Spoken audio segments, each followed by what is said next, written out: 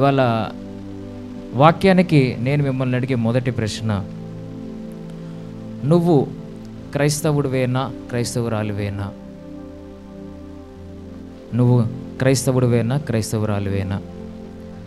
ఒకవేళ నువ్వు క్రైస్తవురాలివే అయితే నువ్వు క్రైస్తవ్యంని అనుసరిస్తున్నావా లేకపోతే క్రీస్తుని అనుకరిస్తున్నావా అన్నది నా ప్రశ్న. క్రైస్తవ్యాన్ని అనుసరిస్తున్నావా, క్రీస్తుని అనుకరిస్తున్నావా? అనుసరించటం వేరు, అనుకరించటం వేరు. తెలుసా రెండింటికి తేడా?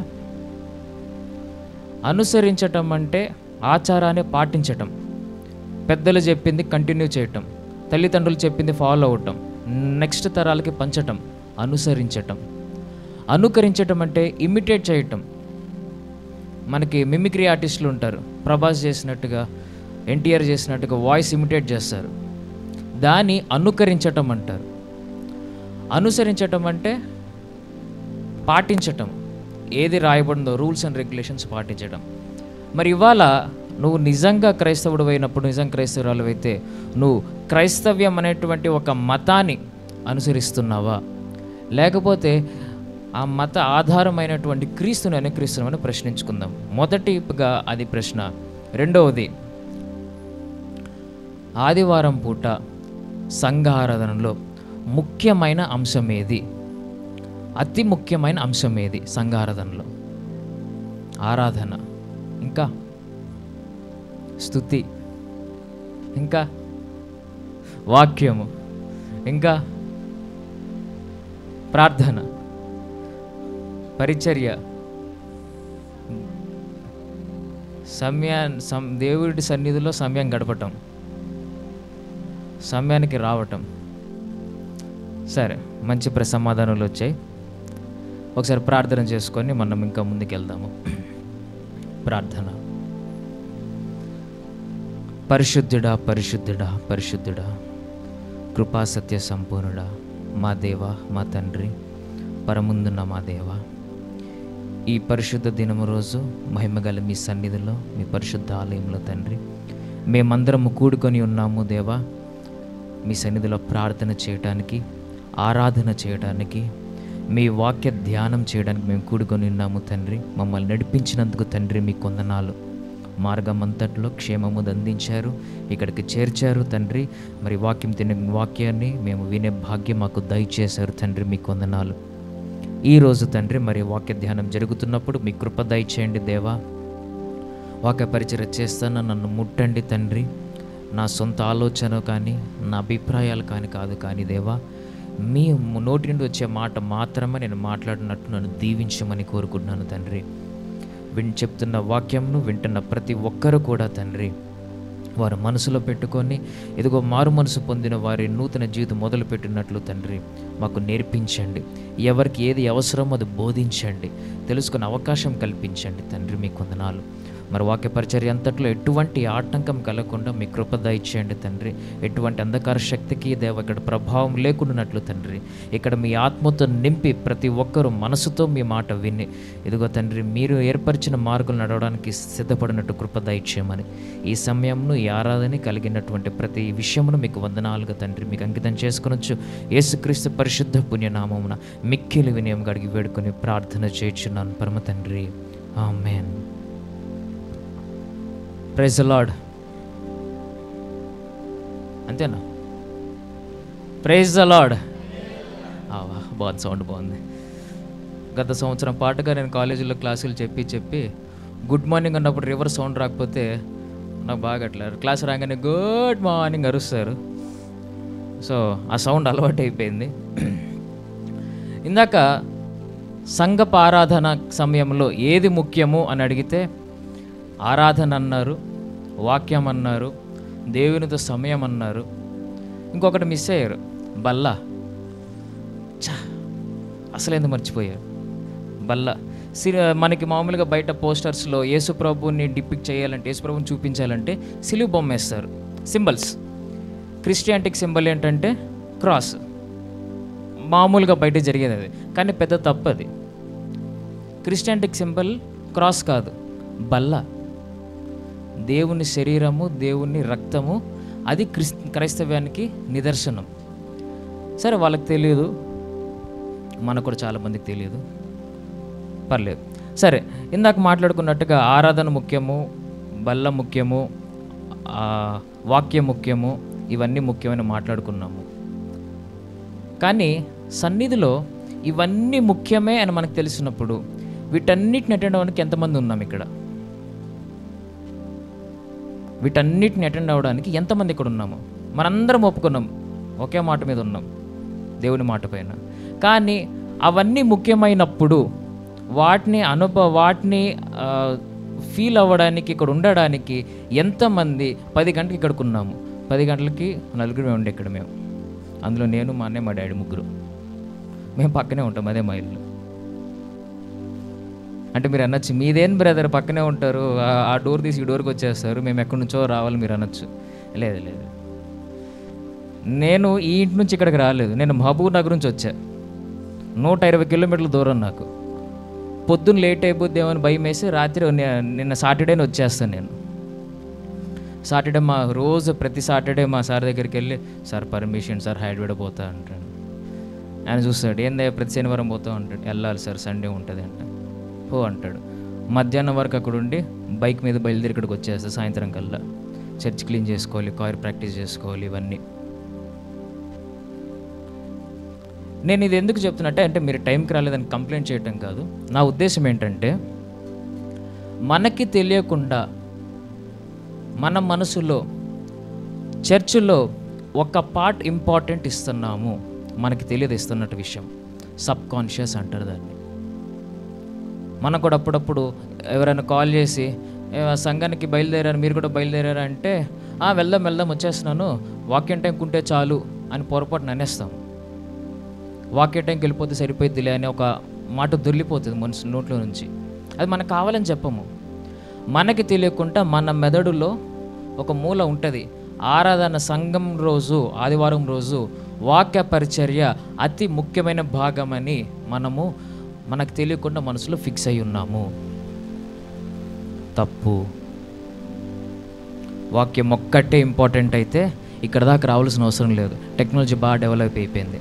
నేను ఇవాళ చెప్పేదంతా రేపు వెన్స్డే కల్ యూట్యూబ్లో వచ్చేస్తుంది. డాడీ చెప్పేవన్నీ యూట్యూబ్లో ఉన్నాయి, అన్నీ చెప్పేవన్నీ యూట్యూబ్లో ఉన్నాయి. పోనీ మా మాటలు బోరు కొట్టి ఏడుపు వస్తున్నాయి అంటే ఇంక చాలామంది బైబిల్ పట్టుకున్న వాళ్ళందరూ వీడియో తీసినా యూట్యూబ్లో పెట్టేస్తున్నారు. ఎంత బైబిల్ స్టడీ ఉందో తెలుసా యూట్యూబ్లో. ఒకవేళ వాక్యమే ఇంపార్టెంట్ అయితే ఇంత దూరం రావాల్సిన అవసరం లేదు. బెస్ట్ పార్ట్ ఏంటంటే దానికి టైం కూడా అవసరం లేదు. రాత్రి 2 గంటలు చూసుకోవచ్చు, మధ్యాహ్నం 3 గంటలు చూసుకోవచ్చు. నెట్ బ్యాలెన్స్ ఉండాలంతే. వాక్యం అన్నది ఇంపార్టెంట్. ఆ వాక్యం మాత్రం ఇంపార్టెంట్ అయితే కాదు, ఇవాళ మిగతా విషయాలన్నీ కూడా ఇంపార్టెంటే. అన్నిటికన్నా ముఖ్యము ఆరాధనకు సిద్ధపడటము. ఆరాధన సిద్ధపడటం అంటే పొద్దున్న తలస్నానం చేయటం కాదు, ఆదివారం పూట తలస్నానం చేసే సిద్ధపాటు కాదు. ప్రిపరేషన్ ఉంటుంది.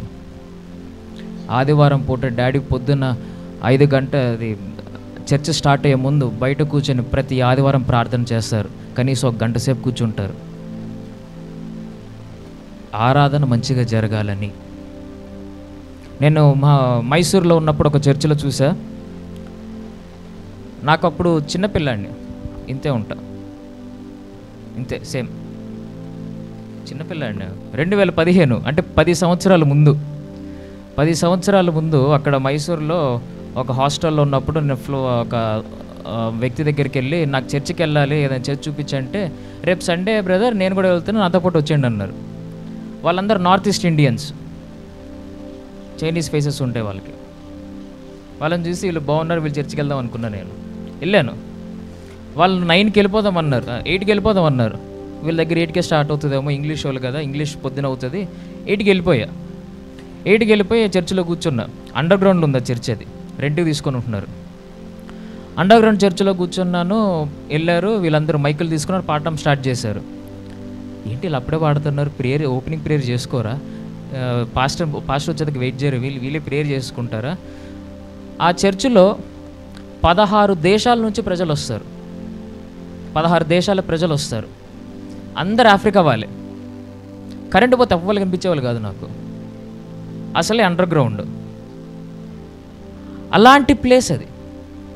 నాకు వాళ్ళ పద్ధతులు ఏంటో తెలియదు. మన ఇండియాలో అయితే ఇది పద్ధతి, ఆఫ్రికాలో అదే పద్ధతి అనుకున్నా. పాస్టర్తో సంబంధం లేదు, ఎవరు ప్రార్థనలు చేసుకుంటారు, లీడర్ ఉన్నాడేమో అనుకున్నా. మైకులు తీసుకున్నారు, గట్టిగా పాడుతున్నారు, అరుస్తున్నారు, హల్లెలూయా అంటున్నారు. నేను కూడా హల్లెలూయా అన్నాను. అంత ఊపు వచ్చేసింది, సడన్గా సౌండ్ ఆగిపోయింది. అప్పుడు పాస్టర్ నడుచుకుంటూ వచ్చి ఓపెనింగ్ ప్రేయర్ అన్నాడు. ఆ సాంగ్ అంతా కూడా వర్షిప్కి ప్రిపరేషన్ అంట, గంట సేపు చేశారు. ఆ వర్షిప్పే చాలా హై ఉంది, ఆ ప్రాక్టీస్ వర్షిప్. అసలు వర్షిప్ ఎలా ఉంటుంది అనుకున్నా. ఇంకా అసలు వర్షిప్లో చూసా నేను, ఈ మూలం చామూలకు పరిగెడుతున్నారు, అటు నుంచి ఇటు వెళ్తున్నాడు, జెండా పట్టుకొని పరిగెడుతున్నాడు, అరుస్తున్నాడు. పాస్టర్ అయితే స్టేజ్ దిగేసి డ్యాన్స్లు వేస్తున్నాడు. ఇప్పుడు కూడా అవి ఎప్పుడైనా ఆఫ్రికన్ వాళ్ళవి వర్షిప్ సెర్మన్ చూస్తే అంత ఎగురుతూ ఉంటారు వాళ్ళు. బాగుంది. అంత ప్రిపరేషన్ మనం చేస్తున్నామా ఆరాధనకు వచ్చే రోజు? అంతా కాకపోయినా మన స్టైల్లో మనం చేయగలం ప్రిపరేషన్ మనం చేయగలమా? ఫ్రెష్గా స్నానం చేయటము, తల స్నానం చేయటము, బండిలో పెట్రోల్ కొట్టుకోవటము, టైంకి రావటము, ఇలాంటివి కాదు. ఇవాళ దేవుడు చెప్పేది మనం అనుకరిస్తున్నామా అని ఆలోచన చేసుకోవాలి. సరే, ఇవాళ నేను మాట్లాడేది ఏంటంటే అలవాటైన ఆధ్యాత్మికత గురించి. అలవాటైన ఆధ్యాత్మికత. ఎప్పుడైనా మనం మామూలుగా బాగా ప్రార్థనలు ఉండేవాళ్ళు, మంచి ప్రేయర్ లైఫ్లో ఉండేవాళ్ళు ఒక మాట అంటారు, ఇవాళ ప్రార్థన లేట్ అయింది బ్రదరు, మనసు అంతా పీకేస్తుంది. ఇవాళ ప్రార్థన అరగంట చేయగలిగాను, మనసు పీకేస్తుంది, అసలు మనసులో ఉండట్లేదు అని. ఎప్పుడైనా విన్నారు ఎట్లా? పెద్ద పెద్ద ప్రవక్తలు, పాస్టర్లు అంటారు, ఇవాళ 2.5 గంటలు చేశాను, అరగంట మిస్ అయింది, నాకు లేట్ అయిపోయింది, మనసు అంత కలతగా ఉంది అని. అది ఎట్లా ఉంటుందంటే, ఇవాళ పొద్దున్న టీ తాగలేదు నేను, నాలుగంత లాగేస్తుంది, టీ పడాలి నాకు అర్జెంటుగా అంటారు. ఇంకొక అడుగు ముందుకేసి ఇంకో మాట మాట్లాడుకుందాం. మందు అలవాటు ఉన్న వాళ్ళు, విడిచిపెట్టలేని వాళ్ళు మందు తీసుకోకపోతే చేతులు కాళ్ళు వణికిపోతూ ఉంటాయి. అలాంటప్పుడు డాక్టర్లు మేమేమో మందు పోస్తాం, తాగి పడుకో నువ్వు అని. అది ట్రీట్మెంట్ కూడా. అలాగా ఏ విధంగా అయితే ఆ టీకి, కాఫీకి, ఈ మందుకి అలవాటైన శరీరం అలవాటు అయిపోతుందో, అట్లా ప్రార్థన కూడా నా శరీరానికి అలవాటు అయిపోయింది. ప్రార్థన కూడా నా శరీరంలో కలిసిపోయింది, నా రక్తంలో ఉండిపోయింది, అది నా డిఎన్ఏలో తిరుగుతుంది అటు ఇటు. ఈరోజు ప్రేయర్ మిస్ అయితే నాకు మనసులో బాగాలేదని చెప్తున్నట్లయితే నీకు ఆరాధన అలవాటు అయిపోయింది, నువ్వు దాన్ని ఫీల్ అవ్వట్లేదు. నువ్వు దాన్ని ఫీల్ అవ్వటం ఎప్పుడూ మర్చిపోయావు.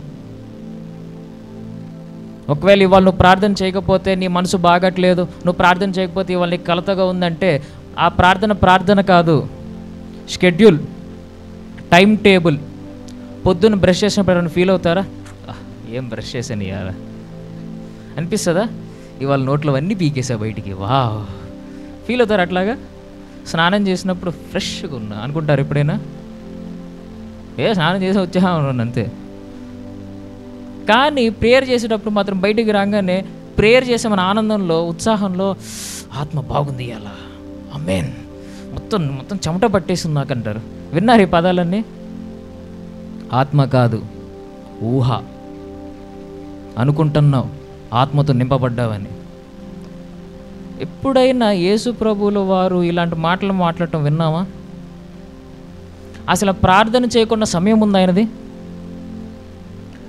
మనం ఒక టైం కేటాయించుకొని ఈ సమయంలో ప్రార్థన చేసి ఆత్మతో నింపబడ్డాను, హల్లెలూయా అంటాము.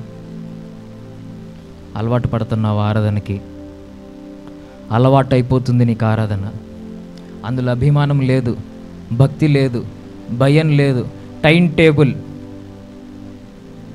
బ్రష్ చేసా, స్నానం చేసా, ప్రేయర్ చేసా, ఆమెన్.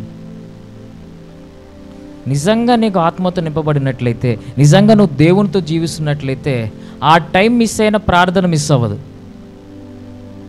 పొద్దున్న 5 గంటల ప్రార్థన కూర్చోవాలని నీ కోరిక, 5 గంటల ప్రార్థన చేసావు, ఇవాళ ప్రార్థన చేయలేకపోయావు, రాత్రి 2 గంటలు పడుకున్నావు, 3 గంటలకు 5 గంటలు లేవలేకపోయావు, ప్రార్థన మిస్ అవుతావు. లేదు, నువ్వు దేవునితో జీవిస్తున్నట్లయితే 6కైనా ప్రార్థన చేస్తావు, 7కైనా ప్రార్థన చేస్తావు, 9కైనా ప్రార్థన చేస్తావు. ఒక ఎగ్జాంపుల్ చెప్తా. నేను ఒకరోజు ఆడుకుంటాం కదా గేమ్స్, ఫ్రెండ్స్ ఆడుకొని ఇంటికి వచ్చేటప్పటికి మమ్మీ కూరగాయలకు వస్తూ ఏడుస్తుంది. ఉల్లిపాయలకు వస్తుందేమో అని చూసా, పొటాటో కోస్తూ ఏడుస్తుంది మమ్మీ. బంగాళదుంప కోస్తూ ఎందుకు ఏడుస్తున్నావు మమ్మీ అంటే, ఇవాళ మా ప్రేయర్ సెల్లో ప్రేయర్ చేసుకోవాలి అందరం అనుకున్నాము, టైం దొరకలే ప్రేయర్ చేయడానికి.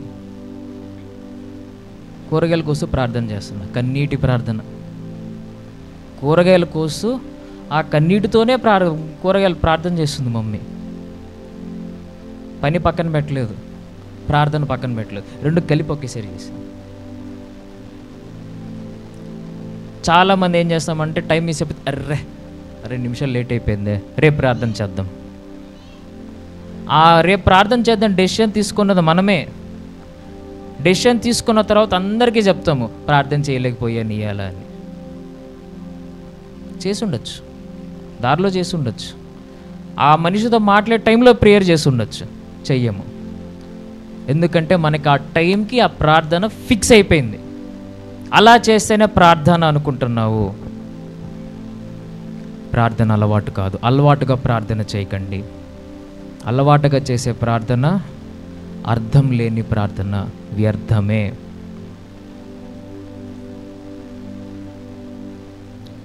లేవికాండం 19వ అధ్యాయంలో, లేవికాండము 19వ అధ్యాయము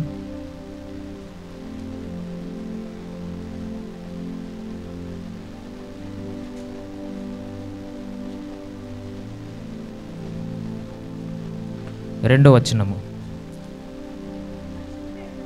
మీరు పరిశుద్ధులై ఉండవలెను, నే దేవుడైన యెహోవాను పరిశుద్ధుడై ఉన్నాను. మీరు ప్రతివాడు తల తండ్రికి భయపడవలెను, నేను నియమించిన విశ్రాంతి దినములు అనుసరించవలెను. విశ్రాంతి దినములు అనుసరించవలెను. దేవుడు దీనికి లింక్ చేస్తూ యేసుప్రభుల వారు అన్న ఒక మాట చెప్తా, నువ్వు నన్ను ప్రేమించినట్లయితే నా ఆజ్ఞలను గైకొందువు. నువ్వు నన్ను ప్రేమించిన వాడవైతే నా ఆజ్ఞలను గైకొందువు. నీవు నన్ను ప్రేమించిన వాడవైతే నువ్వు 5 గంటలకు ప్రార్థన చేద్దామని లేదు.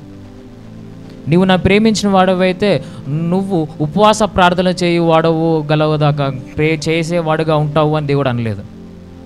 నువ్వు నన్ను ప్రేమించినట్లయితే నువ్వు 100 మందికి భోజనాలు పెడతావని చెప్పలేదు. నువ్వు నా ఆజ్ఞలను గైకుంటే నన్ను ప్రేమించినట్లు. ప్రార్థన మిస్ అయితే, నీ మనసు కలత చెందితే దేవుణ్ణి ప్రేమించినట్టు కాదు. గమనించండి, దేవుడు అదే అంటున్నాడు, నా విశ్రాంతి దినములను ఆచరింపవలెను, నేను మీ దేవుడినైన యెహోవాను. ఒకటే మాట సూటిగా చెప్తున్నాడు ఆయన. 10 నిమిషాలు మిస్ అయిందని, 5 నిమిషాలు మిస్ అయిందని, ప్రార్థన సమయం కుదరలేదని ప్రార్థన విడిచిపెట్టి మిగతా టైంలో ప్రార్థన చేస్తే, ప్రార్థన చేయకుండా ప్రార్థన కుదరలేదని చెప్పటం ఒక ఎత్తు అయితే, రెండో ఎత్తు, ఇవాళ నేను ప్రార్థన చేసినప్పుడు నాకు దేవుని ఆత్మ దిగి వచ్చింది. ఆ కాంతి కనిపించింది నాకు ఆకాశంలో. కళ్ళు మూసుకుంటే ఆ వెలుగు నా మీద ప్రకాశించింది అన్న పదం కూడా విన్నారా? నాకు ఒళ్ళంతా చెమట పట్టింది, నాకు రోమాలు నిక్కబొడుచుకున్నాయి, అసలు ఆ పవర్ నేను తట్టుకోలేకపోయాను, అంత ఆత్మ నాలో వచ్చిందని చెప్తారు. ఒకవేళ అంత ఆత్మతో నింపబడిన ఆ సమయం నువ్వు ఆత్మతో నింపబడినట్లయితే, ఆ రోజు నువ్వు దేవుని వాక్యానికి విరుద్ధంగా చేసే పనిలో ఆ ఆత్మ ఎక్కడికి వెళ్తుంది? అంతేనా? దేవుని ఆత్మ కేవలం ఒక టైంలోనే నీ పైన ఉంటుందా? దేవుని ఆత్మ ప్రతి నిమిషం నీ పైన ఉంటున్నప్పుడు నువ్వు ప్రార్థన చేసినప్పుడు మాత్రమే చెమట ఎందుకు పడుతుంది? నువ్వు ప్రార్థన చేసినప్పుడు మాత్రమే నీకు వెలుగు కనపడటం, రోమలు ఎప్పుడు ఎందుకు అవుతుంది? తర్వాత సమయం ఎందుకు అవ్వట్లేదు? అంటే ప్రార్థన అయిపోయిన తర్వాత దేవుని ఆత్మ నీ నుంచి అలా వెళ్ళిపోతుందా సైడ్కి? ఇంకా నీ జీవితం నువ్వు జీవించి వచ్చిన పని అయిపోయింది అంటదా? మరి వేరే సమయంలో ఎందుకు ఆ ఫీలింగ్ రావట్లేదు? ఆ టెన్షను, ఆ దడ, ఆ చెమట రావట్లేదు ఎందుకని? ఎందుకంటే నువ్వు ప్రార్థన చేసేటప్పుడు వాటి కొరకు కనిపెడతావు. నాకు ఇది రావాలి, నాకు ఈ చెమట పట్టాలి, నాకు ఈ భయం కలగాలి, నాకు వణుకు పుట్టాలి, చల్లగాలి రావాలి అని ఊహించుకొని అది వచ్చేంతవరకు హల్లెలూయా హల్లెలూయా హల్లెలూయా అంటావు. అది రాగానే ఆమేన్ అని అరుస్తావు. ఆత్మ పోయింది. బయటకు వచ్చి యథావిధిగా అబద్ధాలు, మోసాలు, గాసిప్స్ అన్ని జీవితాల్లో ఏం మారు.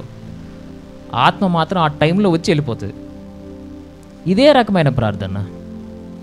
ఇది ఎటువంటి ప్రార్థన? బైబిల్ అంటే ప్రార్థన ఎక్కడ చెప్పలేదే.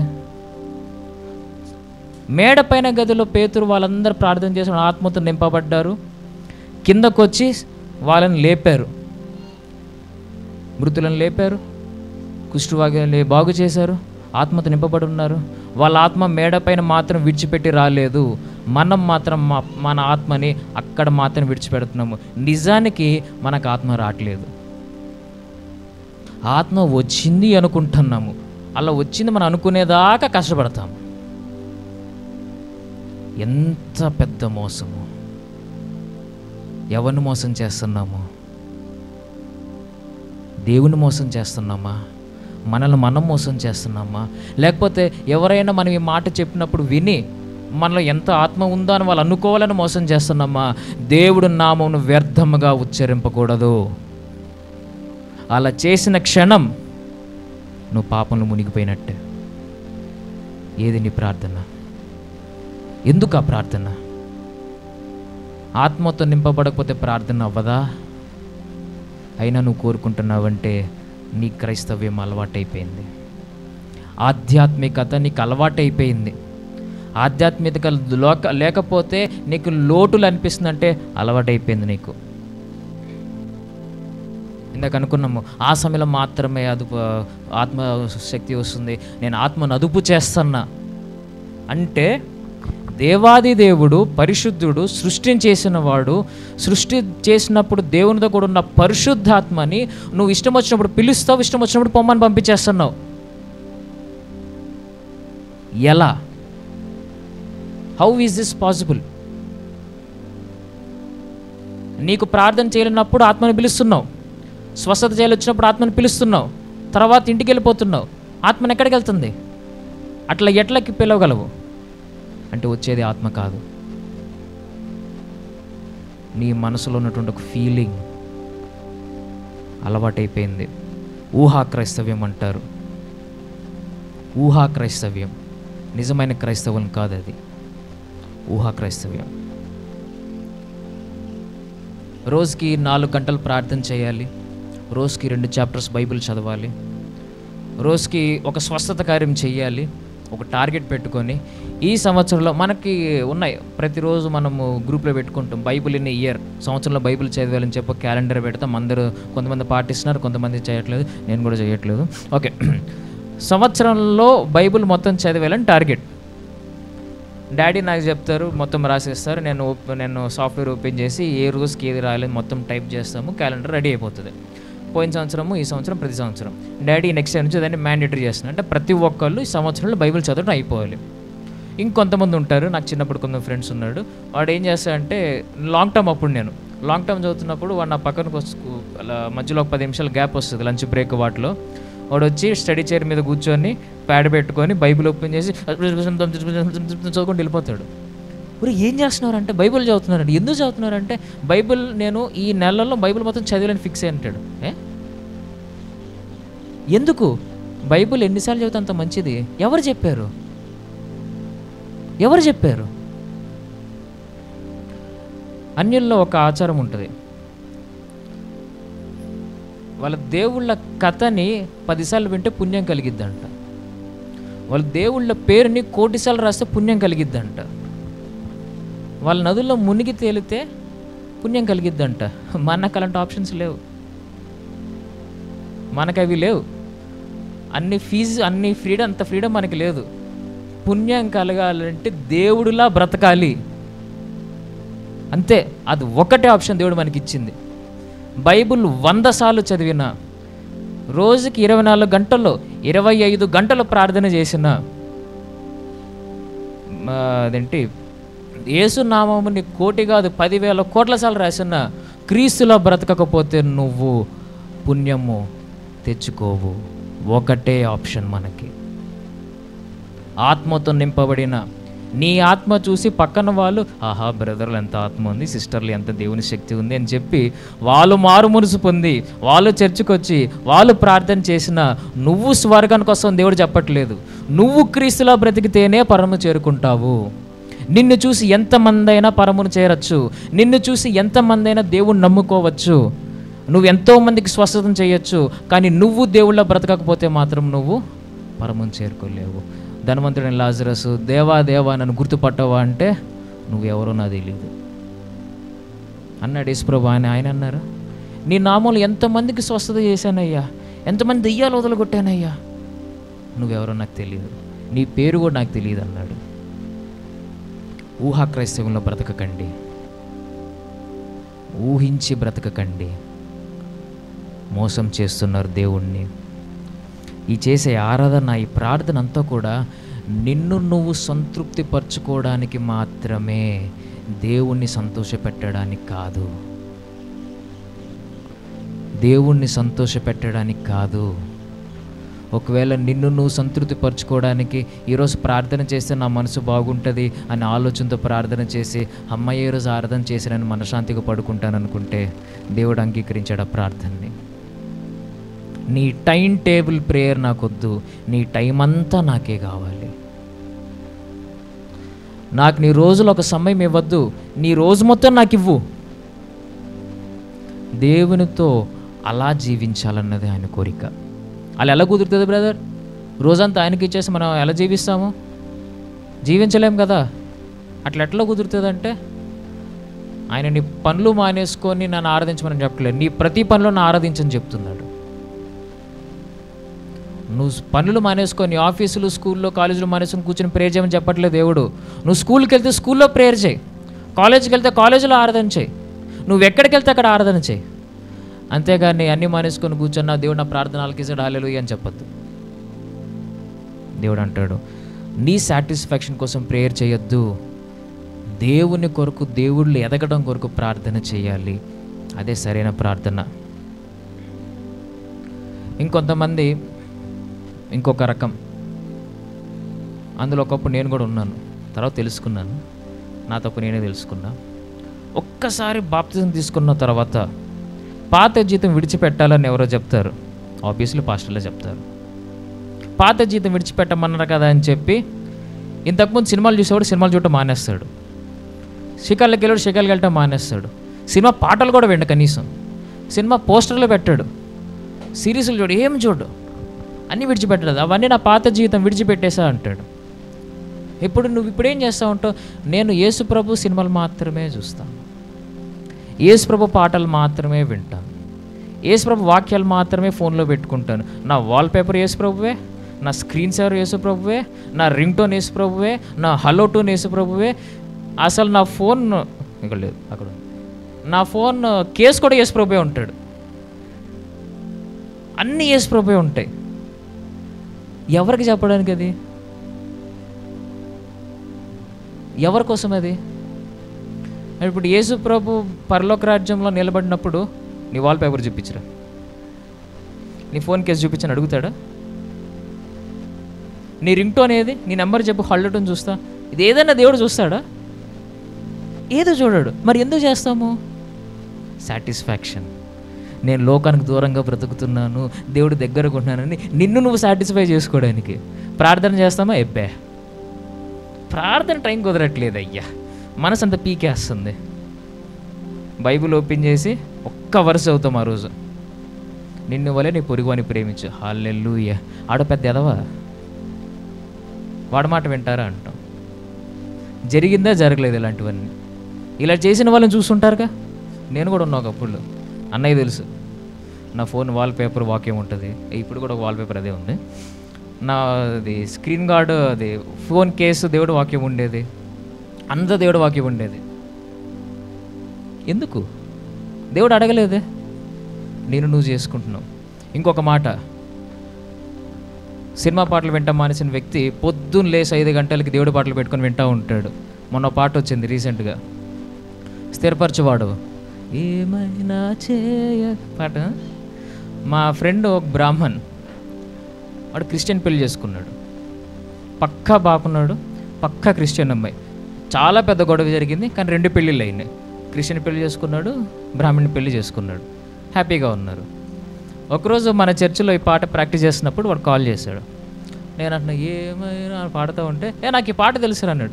నీకెలా తెలుసు అంటే, నా వైఫ్ రోజు ఇదే పాట వింటుందని. ఎందుకు వింటుంది? సరే తను ఎందుకు వింది మనకు అనవసరం. కానీ చాలామంది ఏం చేస్తారంటే, దేవుడి పాటలు వినటం వల్ల సినిమా పాటలు వినటం మానేశాను, నేను సినిమా పాటలు వినను, దేవుడి పాటలు మాత్రం వింటాను అంటే నీకు పొద్దున్న 5 గంటలకి దేవుడి పాటలు వినాలని ఆశ పుట్టిందా, లేకపోతే పొద్దున్న 5 గంటలకు పాటలు వినటం అలవాటు అయింది కాబట్టి ఆ సౌండ్లో పాట వినపడాలి కాబట్టి సినిమా పాటలు వినలేవు కాబట్టి దేవుడి పాటలు పెట్టుకున్నావా? దేవుడి పాట కాలక్షేపం కాదు. God is not an entertainment source. దేవుని వాక్యము, దేవుని పాటలు ఎప్పుడు కూడా నేను మనోరంజన చేయడానికి చేసినవి కావు. నీ పాటలో దేవుడు మాట ఉంటే అది ఆరాధన మాత్రమే, ఆరాధన మాత్రమే. నువ్వు ట్రావెలింగ్ చేస్తున్నప్పుడు నిద్ర పట్టకపోతే దేవుడి పాటను మనసులో చెవులో పెట్టుకొని బాగుంది అమ్మయ్య, దాంతోపాటు నువ్వు కూడా పాడితే సాటిస్ఫాక్షన్. తప్పు, ఎంటర్టైన్మెంట్ కాదు. దేవుని పాట ఎప్పుడు కూడా ఎంటర్టైన్మెంట్. నేను రీసెంట్గా ఒక రీల్ చూశాను. ఒక పెద్ద సంగీత గాయకుడు, క్రైస్తవ సంగీత గాయకుడు, 2-3 చోట చూసా. వాళ్ళు వర్షిప్ కాన్సర్ట్ అని పెట్టి స్టార్ట్ చేశారు. వర్షిప్ కాన్సర్ట్ అంటే ఓ పెద్ద హాల్ తీసుకోవటం, రెంట్ తీసుకోవటం, మంచి సౌండ్ పెట్టడం, పాట పాడటం, ఎగరటం. ఎఫెక్ట్స్ కోసం లైట్లు ఆపేస్తారు, ఎగురుతారు. చీకటి ఎల్లరి ఉన్న చోట మనం ఉండకూడదు, వాక్యం చెప్తుంది. చీకటి ఎల్లరి ఉన్న చోట మనం ఉండకూడదు. కాబట్టి సినిమా థియేటర్కి వెళ్ళాము, కానీ కాన్సర్ట్స్కి వెళ్తాము. అక్కడ చీకటి ఉంటుంది, అల్లరి ఉంటుంది. సినిమాలకు వెళ్ళకూడదు, మనం మారిపోయాం, బాప్తిజం పొందాం మనం. సినిమాలకు వెళ్ళాం, కాన్సర్ట్కి వెళ్తాము, లైట్లు ఆపేసుకొని ఎగురుతాము. ఎంటర్టైన్మెంట్ సోర్స్ తప్పు, దేవుడు అంగీకరించాడు దాన్ని. నువ్వు ఆరాధన చేయడానికి పెద్ద సౌండ్ సిస్టమ్ అక్కర్లేదు. నువ్వు ఆరాధన చేయడానికి ఒక పర్టికులర్ టైం అక్కర్లేదు. ఓ మంచి సూపర్ లిరిక్స్ అవసరం లేదు, ఏమైనా అవసరం లేదు, మంచి గొంతు అవసరం లేదు, మంచి రాగం అవసరం లేదు. ఆరాధన మనసులో ఉండాలి, మనసుతో ఆరాధన చేయాలి. కానీ ఒక మంచి పాట కావాలి, వర్షిప్కి ఇది ఉండాలి. మా వర్షిప్కి మా సాంగ్ సెలెక్షన్ ఏముంటుందంటే, మోస్ట్ ఆఫ్ ద టైమ్ మా వర్షిప్ సాంగ్ సెలెక్షన్ మీరు ఇన్వాల్వ్ అవ్వడానికి ఏ పాట అయితే బాగుంటుంది అనే చూస్తాం. మా సాంగ్ సెలెక్షన్, ఈ సాంగ్ ట్యూన్ బాగుంది, ఆ సాంగ్లో లిరిక్స్ బాగుందని చూడం. మీరు ఇన్వాల్వ్ అవ్వడానికి ఏ పాట అయితే బాగుంటుందో ఆ పాట చూస్తాం. కొత్త పాట అయితే మీకు అలవాటు అయితే మళ్ళీ పాడుతూనే ఉంటాం. అందుకే సెలెక్టెడ్ సాంగ్స్ 4-5 పాడుతుంటాం వర్షిప్లో మేము గమనించినట్లయితే. ఎందుకంటే ఆ సాంగ్స్ మీకు రావాలని. మంచి మ్యూజిక్ కావాలి అంటే మన దగ్గర అంత టెక్నాలజీ లేదు, బట్ స్టిల్ చెయ్యాలనుకుంటే ప్రాబ్లం కాదు. ఒకవేళ నీకు అది కావటం కోసము, నేను దేవుడి సన్నిధిలో బ్రతుకుతున్నానని నీకు నువ్వు సాటిస్ఫాక్షన్ అవ్వటం కోసము, దేవుని లోకానికి దూరంగా ఉంటున్నానని నువ్వు అనుకోవటం కోసము, ఒకవేళ నువ్వు సినిమా పాటలు కాదు దేవుడి పాటలు మాత్రమే వింటాను అనుకుంటే మాత్రము తప్పు. మన యూత్ చాలామంది ఇదే తప్పు చేస్తున్నాము. దేవుడికి దగ్గరగా బ్రతకాలని, లోకంకు దూరంగా బ్రతకాలని చెప్పి దేవుడి కోసమే లోకానికి దగ్గరకు బతుకుతున్నాము. చాలా పెద్ద తప్పు. నీకు అంత ఆరాధన చేయాలనిపిస్తే నువ్వు పాట రాయొచ్చుగా, అది నువ్వే పాడుకోవచ్చుగా. దాన్ని మ్యూజిక్ పెట్టి యూట్యూబ్లో పెట్టాల్సిన అవసరం ఉందా? నీ పాటని 10 మంది డౌన్లోడ్ చేసుకుని వింటే నువ్వు హ్యాపీ ఫీల్ అవుతున్నావా? తప్పు. ఆ ఘనత నీది, అప్పుడు దేవుడిది కాదు. నువ్వు పాట పాడిన తర్వాత జనాలు నీ దగ్గరకు వచ్చి బాగా పాడావు బ్రదర్ అని చెప్తున్నాడా? అయిపోయింది. నీ పాటను వాళ్ళు ఎంజాయ్ చేశారు, దేవుడిని ఆరాధన చేయలేదు. అంతే కదా. ఒకవేళ నువ్వు పాట పాడిన తర్వాత వచ్చి చర్చ్ వాళ్ళు వచ్చి నీ వాయిస్ చాలా బాగుంది బ్రదర్, బాగా పాడావంటే అయిపోయింది అక్కడ. నువ్వు దాన్ని ఆత్మతో పాడలేదు, రాగంతో పాడావు. దేవునికి ఇచ్చిన గొంతుని రాగంతో కలిపేవంతే. ఇంకొక రకం మనం కూడా చూస్తాం. ఇంకొకటి ఏముంటుందంటే, పాస్టర్ గారు 1 గంట సేపు, అంటే మన పాస్టర్ కాదు, ఏ పాస్టర్ గారైనా 1 గంట 40 నిమిషాల పాటు బాగా వాక్యం చెప్పారు, చాలా బాగా వాక్యం చెప్పారు, చాలా బాగుంది. నువ్వు తర్వాత పాస్టర్ దగ్గరికి వెళ్ళి, పాస్టర్ గారు మంచి వాక్యం చెప్పారు పాస్టర్ గారు, ఇలాంటి వాక్యం ప్రజలకు కావాలి, ఇది ఉండాలి అని నువ్వు చెప్పావా, కథం అయిపోయింది. వాక్యం నిన్ను ప్రశ్నిస్తుంది, వాక్యం నిన్ను నిలదీస్తుంది, వాక్యం నిన్ను హెచ్చరిస్తుంది. అలా కాకుండా నువ్వు వాక్యం నీకు హాయిగా అనిపించింది అనుకో, నువ్వు వాక్యం వినలేదు, నువ్వు వాక్యం వినలేదు. అప్పుడు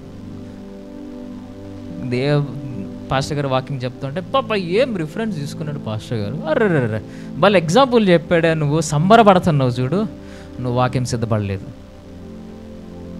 వాక్యం విన్న తర్వాత భయం పుడుతుంది, మర్యాద పుట్టాలి.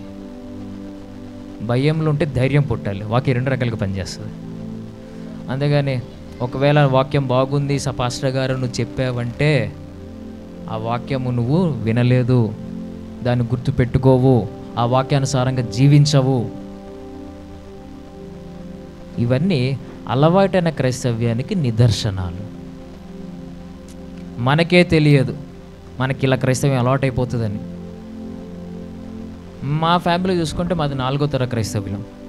మా తాత వాళ్ళ నాన్న క్రిస్టియన్ అంట. వాళ్ళ నాన్న క్రిస్టియన్ కాదు నాకు తెలియదు, నేను ఎప్పుడు అడగలేదు డాడీని. ఓకే, మా తాత వాళ్ళ నాన్న, మా తాత, మా నాన్న, నేను 4వ తరం క్రైస్తవులు మేము. మా క్రైస్తవ్యము, మా నాన్న క్రైస్తవుడు కాబట్టి నేను క్రైస్తవులుగా అయితే ఆ క్రైస్తవ్యం చెల్లదు. మా డాడీ బాప్తిజం తీసుకున్నారు కాబట్టి నేను బాప్తిజం తీసుకుంటే నా బాప్తిజం చెల్లదు. నువ్వు అన్యజనుల్లో జీవించి అన్య దేవతలను పూజించి దేవుడు మాట ఒక చోట విని బాప్తిజం పొంది మారు మనసు పొంది దేవుళ్ళకు నడుచుకుంటూ వస్తే అది బాప్తిజము, అక్కడితో అయిపోదు. ఆ తర్వాత నీ జీవితం ఎలా ఉంది అన్నది కూడా ఇంపార్టెంట్. బాప్తిజం పొంది నువ్వు నూతన జీవితం మొదలుపెట్టిన తర్వాత అన్ని ఆచారాలు మాత్రమే విడిచిపెడితే క్రైస్తవుడు కాలేవు. మా నాన్న క్రిస్టియన్ కాబట్టి నేను బాప్తిజం తీసుకుంటే మాత్రం క్రైస్తవుని కాలేను. నా జీవితము క్రీస్తును పోలి లేకపోతే అన్యుల నుంచి క్రైస్తవులుగా మారిన, మా ఫ్యామిలీ పరంగా క్రిస్టియన్గా మారిన నా క్రిస్టియానిటీ కాదు. అసలు యేసుప్రభు క్రిస్టియనే కాదు, యేసుప్రభు వల్ల క్రిస్టియానిటీ వచ్చింది, అంతేనా? యేసుప్రభు పేరులో క్రైస్ట్ అని పేరే లేదు, ఆయన పేరు యేషువా. క్రైస్ట్ అని పేరు ఆయనదే కాదు, ఆయన క్రిస్టియనే కాదు. ఆయన వెంబడించే వాళ్ళు మన క్రిస్టియన్స్, ఆయన అనుసరించే వాళ్ళ మనం క్రిస్టియన్స్. ఆయన ఎవరు అనుసరించారు? ఆయనే మార్గము అన్నాడా? నేనే మార్గము, నేనే సత్యము, నేనే జీవము. ఆయన ద్వారా తప్ప ఎవ్వరు కూడా తండ్రిని చేరుకోలేరు. మన తండ్రిని, మన ఆ యేసు ప్రభువుని ఆయన మార్గంలో నడుస్తున్నామా, లేకపోతే ఆయన మార్గంలో నడుస్తున్నాము అని మనల్ని మనం అనుకొని ఆనందపడుతున్నామా? అది మనం ప్రశ్నించుకోవాలి. ఈరోజు ఈ ఆఖరి నెల మొదటి ఆదివారం రోజు మీ అందరికి ఒకటే ప్రశ్న, క్రీస్తుని అనుకరిస్తున్నావా? Are you imitating Christ? అనుకరించట్లేదు, నీ జీవితం క్రీస్తులా లేదు అనుకుంటే మారాల్సిన సమయం దగ్గరకు వచ్చింది. ఆలస్యమైందంటే నువ్వెవరో నాకు తెలియదు అంటాడు యేసుప్రభు. నీ పేరు కూడా నాకు తెలియదు అంటాడు. నీ 20 ఏళ్ళు, 30 ఏళ్ళు, 50 ఏళ్ళు, 60 ఏళ్ళు, 90 ఏళ్ళ జీవిత కాలము నీ క్రైస్తవ్యం అలవాటైపోయి నీ టైం ప్రకారం ప్రార్థన చేసుకుంటూ, నీ భయం ప్రకారం ప్రార్థన చేసుకుంటూ, నీ అవసరం ప్రకారం ప్రార్థన చేసుకుంటూ, వేరే పాస్టర్ల దగ్గర ప్రార్థన చేయించుకుంటూ, నువ్వు ఒకరిగా ప్రార్థన చేసుకుంటూ ఒక అలవాటుగా నువ్వు బ్రతికేసినట్లయితే ఈ రోజే నువ్వు మారాలి. ఆ దేవుడు ఆత్మ కనుక ఆయన ఆరాధించేవారు ఆత్మతోనూ సత్యముతో ఆరాధించాలి, అలవాటుతో కాదు. అలా నువ్వు ఈ రోజు నుంచి మొదలు పెట్టలేకపోతే దేవుడు అంటాడు, నువ్వెవరో నాకు తెలియదు, నీ పేరు కూడా నేను ఎరగను. కాబట్టి మనం ప్రశ్నించుకుందాము, మనం ఆచరణ క్రైస్తవులుగా ఉండాలా, ఆరాధన క్రైస్తవులుగా ఉండాలని మనం చెక్ చేసుకుందాము. ఇలా జరగాలంటే మరి మనం ఆచరణ నుంచి మనం ఎట్లా మారాలి, ఆరాధనకి ఎట్లా మారాలంటే ఒకే ఒకటి, సంఘానికి రావటము, సంఘానికి వచ్చి ప్రతి అంశంలోనూ పాలు పంచుకోవటము. ఇందాక నేను చెప్పినట్టుగా ఒక పాటలో దేవుని పదం వాడితే అది ఆరాధన. మన సంఘంలో ఆరాధన ఎప్పుడు మొదలవుతుంది? 3 పాటలు అయిపోయిన తర్వాత, ఉత్తర ప్రత్యుత్తరాలు అయిపోయిన తర్వాత, అప్పుడు అన్న స్టేజ్ మీదకి వస్తాడు, మైక్ తీసుకుంటాడు, కాసేపు మాట్లాడతాడు, ఆయన కొంచెం మ్యూజిక్ వస్తూ ఉంటుంది, అప్పుడు ఒక పాట పాడతాము, తర్వాత మళ్ళీ మ్యూజిక్ వస్తుంది, ఆమెన్ అంటాడు. అది కదా ఆరాధన. తప్పు. ఓపెనింగ్ ప్రేయర్ నుంచి ఆరాధన స్టార్ట్ అవుతుంది. ఓపెనింగ్ ప్రేయర్ నుంచే ఆరాధన ఉంటుంది. ఎప్పటి వరకు ఉంటాయి ఆరాధన? క్లోజింగ్ ప్రేయర్ వరకు ఉంటుంది ఆరాధన. ఈ ఏరియాలో, నీ మనసులో కాదు. ఈ బిల్డింగ్లో ఆరాధన ఎప్పుడు మొదలవుతుంది? మాస్ అంటే క్రిస్మస్. మాస్ అంటే పెద్ద ఆరాధన, ఎక్కువ మంది కలిపి చేసే ఆరాధన మాస్. ఈ బిల్డింగ్లో ఎప్పుడు మొదలవుతుంది? 10 గంటలకి. ఎప్పుడైతే పరలోకమందున్న మా తండ్రి అని స్టార్ట్ అవుతుందో అక్కడ ఆరాధన మొదలవుతుంది. ఎక్కడవుతుంది? ఆమెన్ అన్న దగ్గర ఆగుతుంది. ఫెలోషిప్స్కి రావాలి. ప్రతిరోజు నిన్ను నువ్వు ప్రశ్నించుకోవాలి, దేవుణ్ణి అడగాలి, అయ్యా నేను తప్పు చేస్తున్నానా? నా ప్రార్థన అలవాటైపోతుందా? నా ప్రార్థనలో తప్పుందా? ఇది నా సాటిస్ఫాక్షన్ కోసం చేసిన ప్రార్థన? దేవుణ్ణే అడగాలి. మనకి ఈ విషయం తెలీదు. పాస్టర్ గారిని అడుగుతాం, వేరే వాళ్ళని అడుగుతాం, అయ్యా నా క్రైస్తవ జీవితం కాపాడుకుంటే ఎలా అని. దేవుణ్ణి అడుగు, ఎలా కాపాడుకోవాలి అయ్యా నా క్రైస్తవ జీవితాన్ని, ఎలా కాపాడుకోవాలని ఆధ్యాత్మిక జీవితాన్ని, నీలా బ్రతకాలంటే నేనేం చేయాలని దేవుణ్ణి అడగాలి. ఆయనే మార్గం చూపిస్తాడు. ప్రతిసారి ఆత్మతో నింపబడాలన్నటువంటి అపోహని మర్చిపోండి. నువ్వు దేవుళ్ళో జీవిస్తే ఆత్మ నీలో ఉంటుంది. నువ్వు దేవుళ్ళో జీవిస్తే ఆత్మ నువ్వు వద్దన్న నీ పక్కనే ఉంటుంది. వద్దన్న సమస్తము సమకూరి నీ కొరకు జరుగుతుంది దేవుళ్ళో జీవించినట్లయితే. ప్రతి పనిలో కూడా ఘనత దేవుడికి ఇవ్వాలి. నా గొంతు బాగుంది, నా స్వరం బాగుంది, నాకు చాలా బైబుల్ స్టడీ ఉంది అని చెప్పి నిన్ను నువ్వు పోర్ట్రే చేసుకుంటున్నట్లయితే తప్పు. నా ప్రార్థన బాగుంటుందని నువ్వు చెప్పకూడదు. నా ప్రార్థన నేను చేయాలి అని ఆశ కలిగి ఉన్నట్లయితే బాగుంది, నువ్వు ప్రార్థన చేయాలని ఆశ కలిగి ఉన్నావు, బాగుంది. నేను 10 మంది ముందు ప్రార్థన చేస్తాను ఆశ కలిగి ఉండకూడదు. నీకు పాట పాడాలని ఆశ ఉంది, 10 మంది ముందు మాత్రమే పాట పాడతాను ఆశ ఉండకూడదు. నీకు వాక్యం చెప్పాలని ఉంది, నా వాక్యం చెప్పాలంటే నాకు 100 మంది జనాలు ఉండాలని చెప్పకూడదు. అది ఎవరి మహిమ కోసము? నీ గొప్పతనం కోసం, నీ టాలెంట్ ప్రదర్శన కోసం చేస్తున్నది. అది దేవుడు గొప్పతనం కోసం కాదు కదా. అలాంటప్పుడు అది ఏ విధంగా దేవుని ఆరాధన అవుతుంది? అది మనము ప్రశ్నించుకోవాలి. దేవుడి దగ్గర మనం ఒప్పుకోవాలి. దేవా నేను ఎలా చేయాలి, ఏ విధంగా ముందుకెళ్ళాలి, ప్రతి విషయంలో దేవుణ్ణి కనపరచాలి. మనల్ని చూసినప్పుడు దేవుడు కనపడాలి. ఒక చిన్న కథ చెప్పి నేను ఇవాళ వాక్యాన్ని ముగిస్తాను. ఆంగ్లేయులు మనల్ని పరిపాలిస్తున్న సమయంలో, బ్రిటిషర్స్ ఇండియాలో ఉన్నప్పుడు ఆఫ్రికాలో ఒక మిషనరీ వెళ్ళాడు. ఆఫ్రికాలో ఒక మిషనరీ ఒక అడవి జాతి ప్రజలు, ఎడారిలో ఉండే అడవి కాదు, ఎడారిలో ఉండే వాళ్ళ దగ్గరికి వాక్య పరిచర్యకి వెళ్ళాడు. ఆయన వెళ్ళాడు, కొంతకాలం అక్కడ బ్రతికాడు. ఈయనకి వాళ్ళ భాష రాదు, వాళ్ళకి ఈయన భాష రాదు. వాళ్ళిద్దరి మధ్య కొంత కన్ఫ్యూజన్ జరిగింది. కానీ ఆ మనిషి ఇంకా చేసి చేసి చేసి అక్కడ చనిపోయాడు. తన జీవితకాలం ఆ తెగలోనే ఉన్నాడు, అందరికీ సేవ చేశాడు, దేవుడి గురించి చెప్పే ప్రయత్నాలు చేశాడు, చనిపోయాడు. కొన్ని సంవత్సరాల తర్వాత, 50 సంవత్సరాల తర్వాత, 70 సంవత్సరాల తర్వాత ఇంకో మిషనరీ వచ్చింది. ఈసారి ఒక వ్యక్తి రాలేదు, ఒక సంస్థ వచ్చింది. బ్రిటిషర్స్ పని ఒకటేగా, వెళ్ళటం, ఆక్రమించుకోవటం. అక్కడ కూడా ఆక్రమించుకున్నారు. మిషనరీ వచ్చింది. ఈ మిషనరీస్ వీళ్ళు ఏం చేశారంటే ముందు ఈ తెగ వాళ్ళ భాష నేర్చుకున్నారు. తెగ వాళ్ళ భాష నేర్చుకొని తర్వాత వీళ్ళ భాష తెగకి నేర్పించారు. ఆ ఉన్న ఎడర్లో ఉన్న వాళ్ళందరికీ ఇంగ్లీష్ వచ్చింది, వీళ్ళకి వాళ్ళ భాష వచ్చింది, మంచి కమ్యూనికేషన్ జరుగుతుంది. అప్పుడు పాస్టర్లు వచ్చారు, బైబిల్ పట్టుకొని వచ్చారు. Let's read from John gospel chapter 1 verse 1 అన్నాడు. John gospel 3rd chapter 16th verse అన్నాడు. దేవుడి లోకం ఎంతగానో ప్రేమించాను కాగా ఆయన కుమారుడు మనకి ఇచ్చాను, అనుగ్రహించాను అని ఆ వాక్యం చదివారు. తర్వాత మత్తయి సువార్త వాళ్ళు చదువుతూ ఉన్నారు, అందరు వింటూ ఉన్నారు. అందులో సడన్గా కొంతమంది లేసి, మీరు చెప్తున్న వ్యక్తి ఈయనేనా అని సమాధి చూపిస్తున్నారు. వీళ్ళు పాషలకు అర్థం కావట్లేదు. సమాధి చూపిస్తున్నారేంటి? యేసుప్రభు సమాధి అక్కడ ఉండాలి కదా, ఇజ్రాయెల్లో ఉండాలి కదా యేసుప్రభు సమాధి, ఇక్కడ చూపిస్తున్నారే అంటారు. వాళ్ళందరూ వచ్చి, మీరు చెప్పిన వ్యక్తి సమాధి ఇదే, ఇక్కడే ఉన్నాడు చూడండి, మేమే పాతి పెట్టామంటాడు. ఊరే కాంట్రవర్సీ చేస్తున్నారంటారు మీరు. యేసుప్రభు సమాధి ఇజ్రాయెల్ ఉంది నాన్న, ఇక్కడ లేదు, ఆయన చనిపోయింది 1వ శతాబ్దంలో, మేము వచ్చింది 1900లో. అంటే లేదు లేదు లేదు, 1వ శతాబ్దం కాదు, ఈయన చనిపోయి 10 సంవత్సరాలు అవుతుంది అంటాడు. ఎవరు యాంటీ క్రైస్ట్ అనుకున్నారు? దొంగ క్రైస్తవుడు ఎవరు అంటే, ఆయన గురించి రీసెర్చ్ చేసి తెలిసింది 30 ఏళ్ల ముందు మనిషి వీళ్ళలో బ్రతికాడు చూడండి, ఆ మనిషి యేసును ప్రకటించడానికి ఒక మనిషి 30 ఏళ్ల ముందు వచ్చాడే, ఆ మనిషి క్రీస్తులాగా బ్రతికి చనిపోయాడు.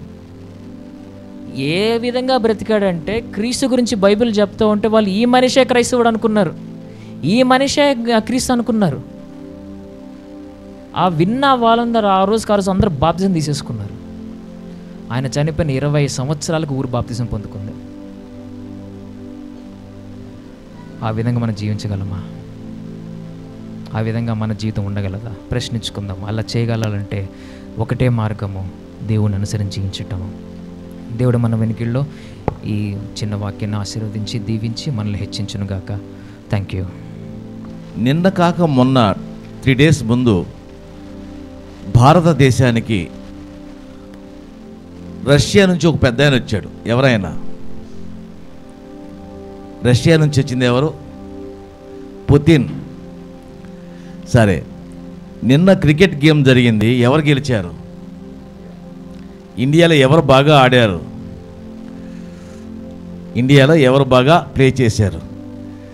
జాయ్ చెప్పు, ఎవరు బాగా ప్లే చేశారు?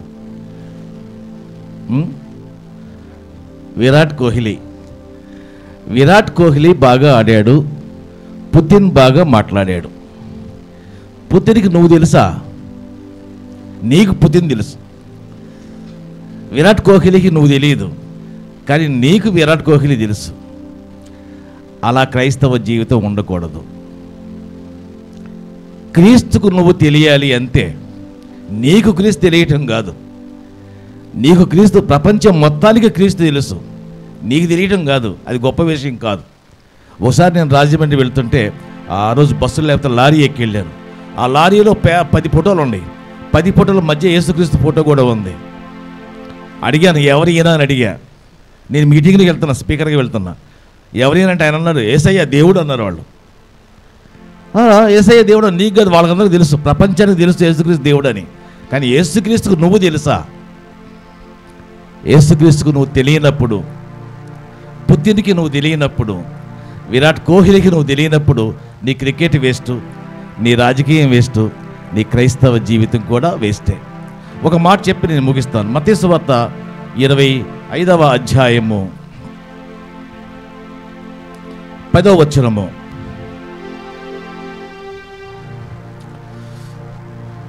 మత్తయి సువార్త 25:10.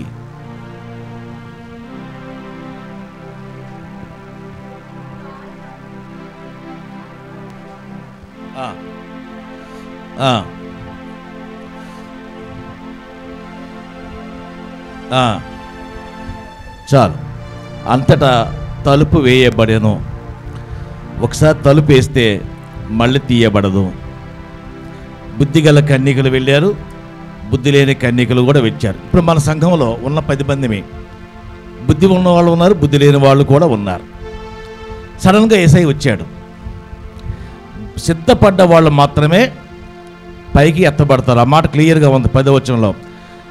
అప్పుడు సిద్ధపడి ఉన్నవారు అతనితో కూడా పెండ్లి విందుకు లోపలికి పోయిరి.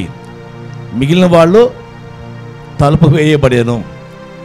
ఇప్పుడు ఎవరు సిద్ధంగా ఉన్నారో, ఇప్పుడు యేసయ్య వస్తే ఎత్తబడే మందలో ఉంటాం. సిద్ధంగా లేదు, సాయంత్రం సిద్ధపడతాం అనుకున్న వాళ్ళు ఒకసారి తలుపు వేసేస్తారు. ఇక నీకు తలుపు ఓపెన్ చేయబడదు. ఒక్కసారి తలుపు వేసిన తర్వాత ఆ తలుపు తీయబడదు. ప్రియా సహోదరి సహోదరుడా, ఈరోజు యవనస్తుడు చెప్పిన మాట మనం వింటూ ఉన్నాం.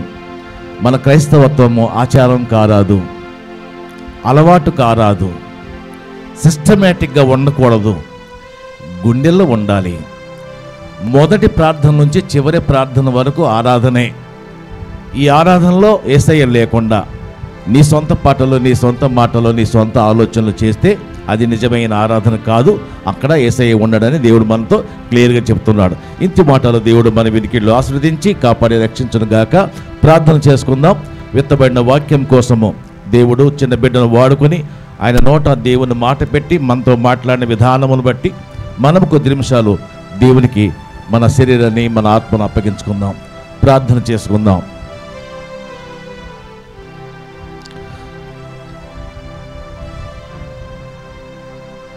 పరిశుద్ధుడు అయిన తండ్రి, కృప కలిగిన ప్రభువా, మహోన్నతమైన నీ పాదముల చెంతకు మరొక్కసారి మీ మాటలు వినటానికి వచ్చాము. బిడ్డను వాడుకొని మీరు మాట్లాడిన మాటలను బట్టి వందనాలు. మమ్మలను ఉత్తేజపరిచి మమ్మలను నీ బిడ్డలుగా అంగీకరించి నీ కృపలో మాకు సహాయం చేసినందుకు, మీ మాటలు మాకు వినిపింపచేసినందుకు వందనములు.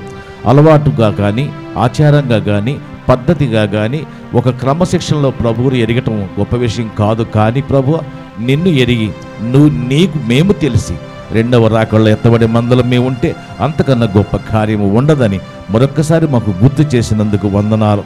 వింటున్న బిడ్డలందరినీ మీరు ఆదరించినందుకు వందనాలయ్యా. ఈ బిడ్డలు మీరు ఆదరించండి, సమాధానపరచండి, నడిపించండి. ఎటువంటి సమస్యలు వచ్చినా నిన్నుగా ఎరిగి ఆరాధించే భాగ్యము దయచేయండి. విత్తబడిన వాక్యాన్ని బట్టి విత్తిన కుమారుని మీరు ఆస్వాదించి సమాధానము దయచేయమని మహిమ, ఘనత, ప్రభావములు మీకు ఆరోపించుకుంటూ యేసుక్రీస్తు నామమున మిక్కిలి వినయంగా అడిగి వేడుకొంచుచున్నాము తండ్రి. Amen, amen. అలాగే శిరస్సు వంచి ప్రార్థనలో ఉందాము. బల్లకు సిద్ధమవుదాం. ప్రియ సహోదరి, సహోదరుడా, బల్లకు మనల్ని మనము సిద్ధపరచుకుందాం. ఎవరైనా బయట కూర్చున్నాం, లోపల వచ్చండి. ఖాళీలు ఉన్నాయి లోపల. బయట కూర్చున్న వాళ్ళు లోపలికి రండి. లోపల ఖాళీలు ఉన్నాయి. బల్లకు సిద్ధపడదాం. ప్రియ సహోదరి, సహోదరుడా, యేసయ్య ఈరోజు నీతో సూటిగా మాట్లాడాడు. ఆచారాలు వదిలిపెట్టి ఆలోచనాత్మకంగా ముందుకు సాగాలని, ఆరాధన అంటే హృదయపూర్వకంగా చేసే ఆరాధనే ఆరాధనని, అలవాటుగా చేసే ఆరాధన కారాదని, క్రైస్తవ జీవితానికి ఒక కొత్త నిర్వచనాన్ని చెప్పాడు యేసయ్య నీకు నాకు. అలాగ ఉన్నావా సహోదరి? అలాగ ఆలోచన చేస్తున్నావా సహోదరుడా? లేకపోతే ఇదొక మంచి సమయము నిన్ను నీవు ప్రశ్నించుకుంటానికి, నిన్ను నువ్వు పరిశీలించుకుంటానికి.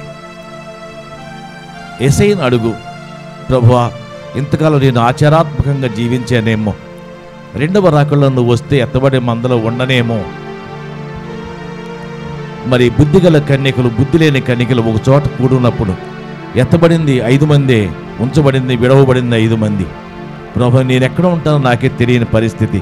నాతో మాట్లాడు ప్రభువా, నన్ను సరిచే ప్రభు. నువ్వు ప్రార్థన చేసుకున్నట్లయితే నీ ప్రార్థన యేసయ్య వింటాడు, నీకు సమాధానం ఇస్తాడు. ఊరికే కూర్చోవద్దు, తలకాయ వంచవద్దు, కళ్ళు మూసుకుని నిలబడటం, కూర్చోవటం కాదు. ప్రార్థన చేయండి. దేవుడు నీతో మాట్లాడుతున్నాడు. సహోదరి, సహోదరుడా, ప్రార్థన చేయండి. ప్రభువా, ఎత్తబడే మందలో నేను ఉండాలి. నీ పేరు నాకు తెలియటం కాదయ్యా, నా పేరు నీకు తెలియాలి. నువ్వు పిలిచినట్టుగా, నీవు పిలుస్తున్నట్టుగా నేను నీకు ప్రేమను ఆస్వాదించగలగాలి. అటువంటి గొప్ప నైజము నాకు దయచేయమని మనం ప్రార్థన చేసుకోవాలి. ప్రియ సహోదరి, సహోదరుడా, నిన్ను నీవు జ్ఞాపకం చేసుకో, నిన్ను నీవు సిద్ధపరచుకో. నీ కృపలో జ్ఞాపకం చేసుకుని ఆశీర్వాదాలు మెండుగా దయచేయమని యేసుక్రీస్తుని అడుగుదాం. ప్రార్థన చేసి ముందుకు సాగుదాం. పరిశుద్ధుడు అయిన తండ్రి, కృపా సత్య సంపూర్ణుడా, నీకు వందనాలు. నీ మాటలు మాకు చెప్పినందుకు వందనాలు. గుణార్థమైన మాటలు, ఆలోచనాత్మకమైన విశ్లేషణలు మాకు దయచేసి నీ బిడ్డలుగా ముందుకు సాగటానికి, రెండవ రాకడలో ఎత్తబడటానికి ఏ మార్గము కావాలో, ఏ విశ్లేషణ కావాలో మాకు దయచేసినందుకు వందనాలు. ఒకవేళ మేము ఇంకా ఆచార క్రైస్తవులుగా ఉన్నామేమో, అలవాటు క్రైస్తవులుగా ఉన్నామేమో, ఆ స్థితి నుంచి మార్చి సరిచేసి బలపరచమని మహిమ, ఘనత, ప్రభావములు మీకు ఆరోపించుకుంటూ యేసుక్రీస్తు నామమున మిక్కిలి వినయముగా అడిగి వేడుకొంచుచున్నాము తండ్రి. ఆమెన్.